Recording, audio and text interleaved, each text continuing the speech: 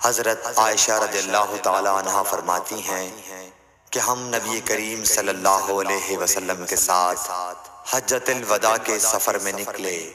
ہم میں سے بعض نے عمرے کا احرام باندھا اور بعض نے حج کا۔ پھر ہم مکہ آئے اور حضرت صلی اللہ علیہ وسلم نے فرمایا کہ جس نے عمرے کا احرام باندھا ہو اور ہدی ساتھ نہ لایا ہو تو وہ حلال ہو جائے، اور جس نے عمرے کا احرام باندھا ہو اور وہ ہدی بھی ساتھ لایا ہو تو وہ ہدی کی قربانی سے پہلے حلال نہ ہوگا، اور جس نے حج کا احرام باندھا ہو تو اسے حج پورا کرنا چاہیے۔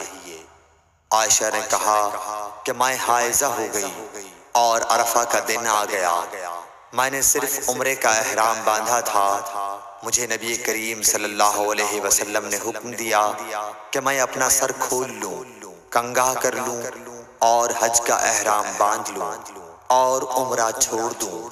میں نے ایسا ہی کیا اور اپنا حج پورا کر لیا۔ پھر میرے ساتھ حضرت صلی اللہ علیہ وسلم نے عبد الرحمن بن ابی بکر کو بھیجا اور مجھ سے فرمایا کہ میں اپنے چھوٹے ہوئے عمرے کے عوض تنعیم سے دوسرا عمرہ کر لوں۔ صحیح بخاری حدیث نمبر 319۔